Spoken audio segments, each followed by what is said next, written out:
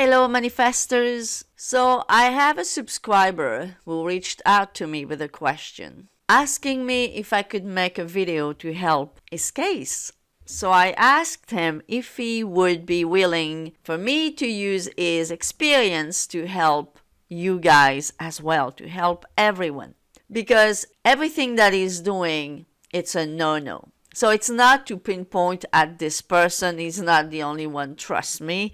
Many of you are doing just that. So it's to help him because anyway, he asked me to make a video to answer his question and to help all of you guys to stop doing what he's doing. So him and you guys will be able to manifest your SPs already. So if you are new here, please subscribe to my channel, like the video if you liked it, comment, share it so more people like you can become master manifestors.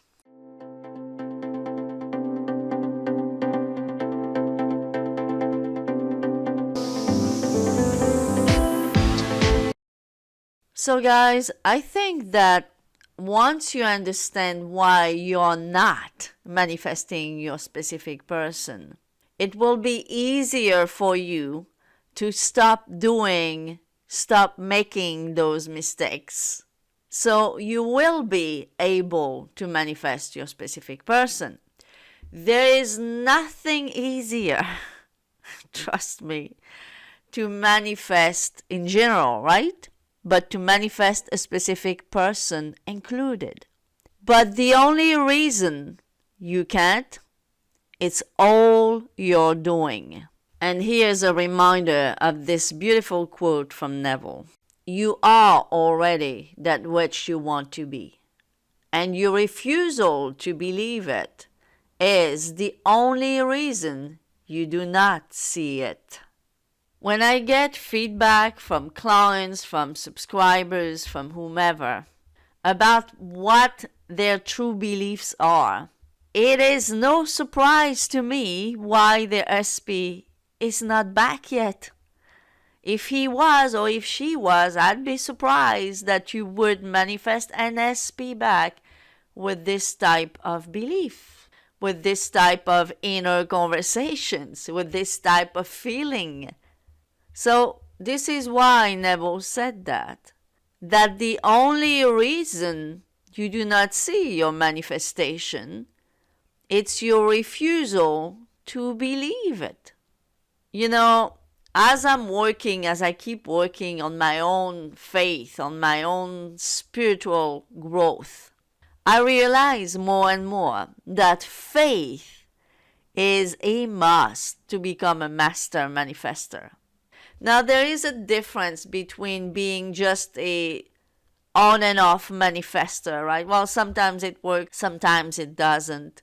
To become a master manifester, knowing that you will get what you want, no matter what it is. And getting to that point, it's not hard. It's simply a shift in consciousness of coming from someone who had little faith to someone who has faith in the law. All right?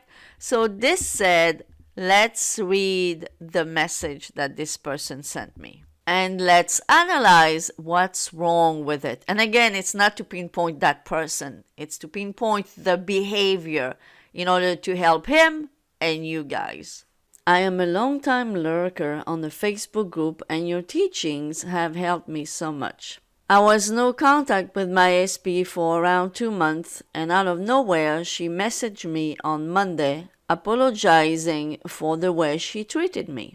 I was so happy as we exchanged messages for a few days talking about old times, but out of nowhere she has disappeared again.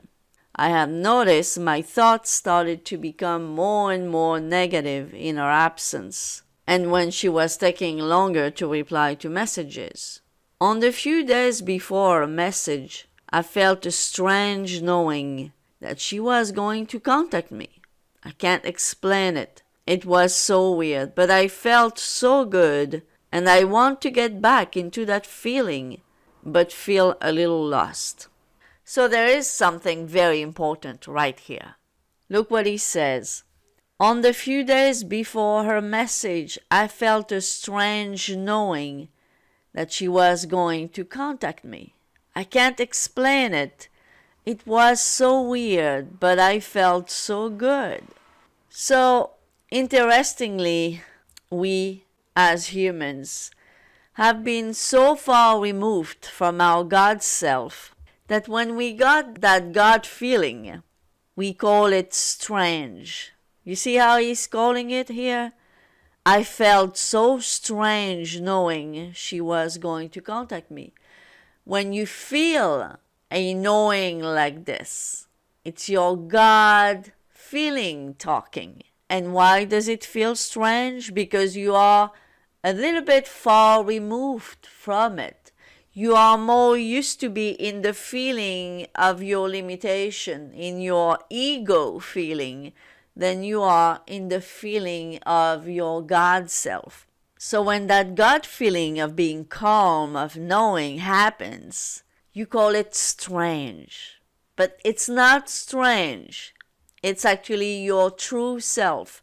Those little moments are moments when we are actually our true self, when we are in the state of knowing who we truly are. And because he was in that moment, in one of those moments, he felt that knowledge, that knowing. And that's why he had that feeling of knowing, because God knows. God doesn't doubt. The ego doubts. Our God self doesn't doubt. And this is why she contacted him a couple of days later, because he manifested that. Unfortunately, that feeling of knowing was replaced by a feeling of doubting. So something else manifested. So he goes on to say, as we hadn't spoken for a couple of days, sadly I reacted to the 3D and messaged her, thanking her for the apology, but said it had confused me. Does she want to meet up again, or was it just a general apology? I said that I would love to meet her up again, but not like before when it ended, as I have too many feelings for her to be just friends. And if it was just a general apology, I wish her all the best for the future. So this part here is something that shouldn't have happened. Unfortunately it did, but it shouldn't have happened. This is what I mean, guys, when I tell you do not contact your SP when you shouldn't. I'm not into the contact, no contact dilemma here. I'm just saying that at this point, what he should have done is going into his imagination and go to the end. You want to be in a relationship with your SP, you go to the end. You imagine that you are. You make up a short scene that implies that you are with her. You go to sleep with it for a week or two, and you dwell in that state as much as you can. You can also affirm if you want, and that's it. You do not contact the SP to tell her thank you for apologizing, but I'm confused. Because right there, not only it's really the wrong thing to do, but it's coming from doubt. It's not coming from someone who knows how to manifest their SP, that should know by now. No, it's coming from doubt. It's coming from, let's see what she has to say. Your SP has nothing to say. They don't have any free will. They will only react and act according to what you are projecting out. Asking them anything, it's so useless at this point.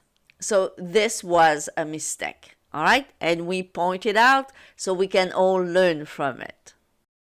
But another thing that I want to point out between those two paragraphs, you see, in the first one, there's that knowing, that calmness, that Godness, that knows that she is going to contact. Did this person have to do anything for his SP to contact him? No. In the second paragraph, however, well, the ego took over completely, to the point that he had to reach out to her and ask her stuff that he didn't need to ask her at all. But the moment that the ego takes over the God self, well, it's a whole different game. And that's what we are seeing here in this example. So then he goes on to say, I feel I have let myself down by sending the message and should have just let her come to me. But my impatience prompted me to send it because looking back, I was in a state of lack. Could you possibly make a video on how to deal with when your SP is back and how to deal with the hot and cold behavior? How to get her back again and to stay? I feel bad because I forced the 3D by sending that message, and her now absence probably just reflects how I am feeling inside. So, yes, you got impatient, and that's why you contacted her. You got impatient and you felt the lack, which is a feeling that comes from the ego. You see, the God self earlier felt that knowing. That's the God self. The ego, however, feels the lack, feels the impatience. And then we get back to our senses, so to speak, so we realize that we've made a mistake. We've realized, well, I shouldn't have contacted her. So he is asking me how to deal with this problem, how to deal with the fact that you've manifested your SP to make sure you don't mess up again. Well, the one and only answer is working on your self-concept, because it's your low self-concept that made you act a certain way that messed you up. Your self-concept, which includes your self-esteem, your self-love, the way you value yourself, the way you perceive things, all that good stuff, that's all your self-concept, right? The better you work on it, the more you rise it up, the less likely you are going to make this type of mistake that you are making from a low self-concept. So what I would do while your SP is aware is work on you. Work on you first, because your SP, this one or anyone else, will always be a reflection of you anyhow. And as long as you have a low concept of self, see what happens? You do manifest the SP back, because this is one of the easiest things to do. But then you lose them again. So first of all, work on yourself. Practice upbuilding affirmations, inner conversations every single day, all day if you have to. This is super important. And please, please, please do not underestimate your self-concept, because I've heard of too many stories of people that have messed up good stuff, and me included. Why? Because it's not that we can't manifest good stuff when we have a low concept of self. And that's maybe where some coaches are confusing you, saying, well, you don't have to have a high self-concept. You don't have to work on your self-concept to manifest A, B, and C. No, you don't. But man, do you have to have a high self-concept to keep it, though.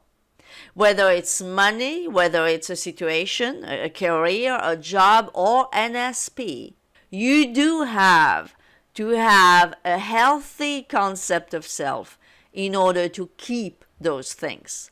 Because while you can manifest them, certainly you can, but you can lose them just as fast. And this situation here, this story that this subscriber allowed me to share with you guys, demonstrated perfectly well. As for your hot and cold behavior, it also comes from you, obviously, like everything else. It's because of your own hot and cold behavior. Watch your behavior. On one hand, at some point, you felt like your God self was talking. You were calm. You knew she was going to come forward, and she did.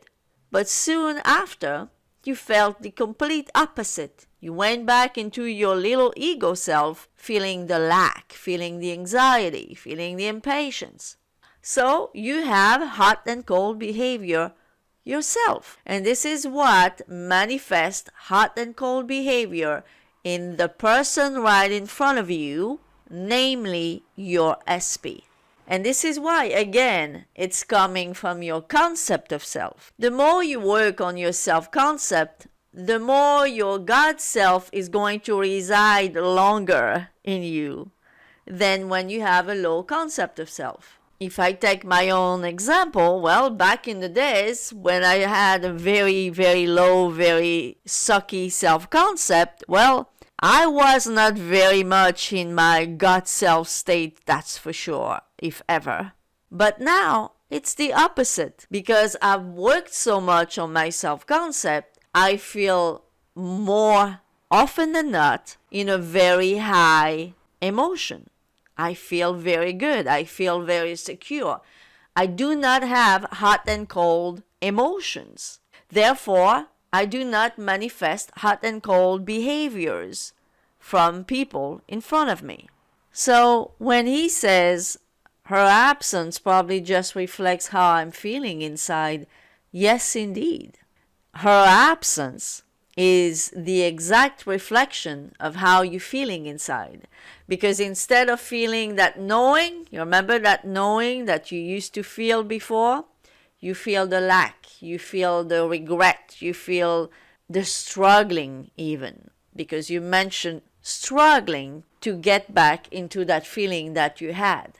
So my advice is that you calm down and relax and let go of the need. When we talk about letting go, we never talk about letting go of your desire as you don't want them anymore. We mean let go of the need, let go of the attachment, let go of the ego self. Relax. Completely detach from the need of having her right now and go within. Remember who you truly are. As a matter of fact, for a few nights in a row, fall asleep with that feeling of knowing who you truly are. Not even thinking about her at all, but really focus on who you truly are. Remember who you truly are. You are God within, and your SP is already yours. But as Neville said in that quote, it's your refusal to believe it that prevents you from seeing it. It's your refusal from believing, from having faith that your SP is already yours that is preventing you from seeing her. So remind yourself who you truly are for a few nights in a row.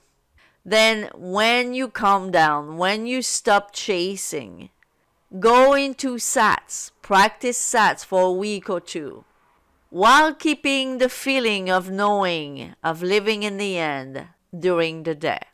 Work on your self-concept at the same time, more than anything. Work on your self-concept.